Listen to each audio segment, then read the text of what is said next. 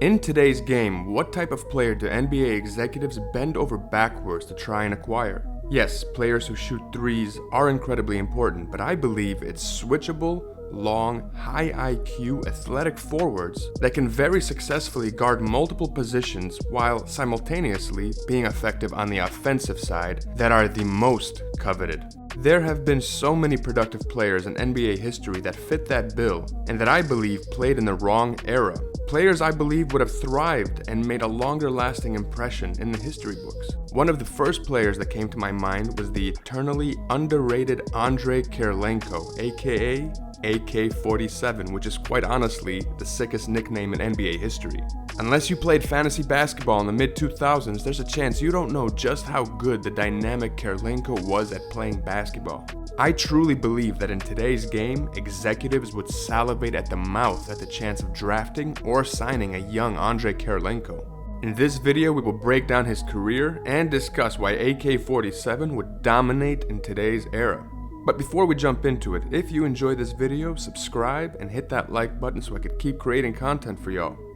Andrei Kirilenko was the ultimate Swiss Army knife type of player who was ahead of his time. This dude could literally play all 5 positions on both ends of the court. He was a 6'9" dynamic forward with a monstrous 7'4" wingspan with off-the-charts defensive IQ and instincts. With his quickness and length, Kerelenko would consistently close up space, destroy passing lanes, successfully guard larger traditional big men with his deceptive skinny man strength, and scare the crap out of players who attempted to drive to the rim with his supreme skills at protecting the paint and as a helper. Kerelenko also had the ability to switch onto guards and perimeter players and lock him up on defense with his quick feet and agility. His ability to guard all 5 positions would particularly be even more valued in today's game. AK-47 made 3 all-defensive teams in his career, but in today's era, he would have made at least double that amount and would have been a perennial Defensive Player of the Year candidate. In fact, I'd put my money on it that he would have won the award at some point in his career in today's era. On the offensive side, his game would also fit seamlessly in today's high-paced game. I could easily see him as a small ball 5, grabbing the rebound and then pushing the ball and either finishing at the rim or getting an open teammate involved as he was a good passer. Or the other way around, Kerelenko could run the floor. He was also great at cutting to the basket, which would fit perfectly with today's point guards. Now let's take a look at his actual numbers. Now look, I knew he was good, but after doing some digging, I must say his numbers just blew me away. Kerelenko was an absolute stat stuffer. Let's start with what I believe is his crowning statistical achievement. This man is one of 13 players in NBA history to belong to the 5x5 club, which is when you finish a game with at least 5 points, rebounds, assists, steals, and blocks. Even more impressively, he is one of just 2 players in NBA history alongside Hakeem Olajuwon to have multiple games finished in that fashion. It took 6 years for another player to log a 5x5 game after Kerelenko last did it, and he himself managed this feat twice within a 7-day period. Here are just a few of his great stat lines I wanted y'all to fawn over. I mean, these are just incredible lines in my opinion. This dude completely stuffed the box score and was an analytics darling. Andrei Kirilenko also twice averaged 3 blocks per game and was the shortest player in NBA history alongside Ben Wallace to lead the league in blocks per game and the only non-center to do so. And just in case his high blocks and steals don't prove to you that Kerelenko was an incredible defender, he ranks 14th in NBA history in defensive box plus minus and 15th all-time in block percentage. In addition to that, he ranks 25th in NBA history in box plus minus. Mr. AK-47 also helped lead the Jazz to 6 playoff appearances, including a Western Conference Final appearance in 2007. But the 2003-04 season was Kerelenko's most impressive. He had his best year, averaging 16.5 points, 8.1 rebounds, 3.1 assists, 2.8 blocks, and 1.9 steals per game, on a 56% true shooting percentage while making his lone All-Star appearance, which I think is just a total crime. Now, in case those numbers don't just jump off the screen to you, think about this.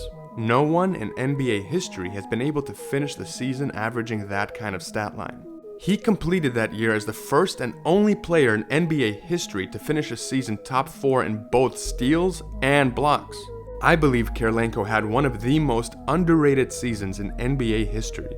He carried that raggedy-ass team consisting of Carlos Arroyo, Dejan Stevenson, Greg Ostertag, Raja Bell, Jason Collins, Raul Lopez, who was a rookie, Sasha Pavlovich, who was a rookie, Michael Ruffin, and a rookie Mo Williams. Kerelenko led that squad in a competitive Western Conference within one game of the playoffs with a 42-40 record. Other than Arroyo, all those guys had a below-average PER. That Jazz team was -11 with Kerelenko off the floor, which was good for the 8th worst team in NBA history that would be on pace to finish with a roughly 12-70 record. He was invaluable to that team. Andrei Kirilenko led that Jazz team in 12 statistical categories, including points, rebounds, steals, and blocks. He did practically everything for them. That was a horrific team that had absolutely no business even sniffing the playoffs. In fact, on paper, they should have been the worst team in the NBA, and they would have been if not for Kerelenko. But unfortunately, all of this has been forgotten in NBA history. Now, as much as I respect the late Jerry Sloan, who I believe is one of the greatest coaches of all time, I feel he undervalued what Andrei Kirilenko brings to the floor and kept him from flourishing. This almost led to Kerelenko actually forfeiting his contract to return to playing basketball in Russia. I think a more modern, less cranky coach of today, combined with how the game is played now, would have suited Kerelenko's career far better and would have utilized him to his full potential. His do-it-all style of play would not be overlooked in today's game. It would have been so interesting to see Kerelenko as a small ball center or a playmaking four consistently in his career in today's high-paced game. He was a dynamic, all-around player that would have at the very least made an All-NBA team or two, would have racked up All-Star selections, All-Defensive Team selections, and in my opinion would have probably won a Defensive Player of the Year award. I think in his best years, you would have a hard time finding many players that impacted team success more than Kerelenko. And in today's era, his impact would be even greater. And he would likely be considered a Hall of Famer. But, unfortunately, he played in the wrong era. What do you guys think? Do you believe that Andrei Kirilenko played in the wrong era? What other players do you believe would have flourished in today's game? And again, if you enjoyed this video, subscribe and hit the like button. Thanks so much for watching. Till the next one, guys, I'm out.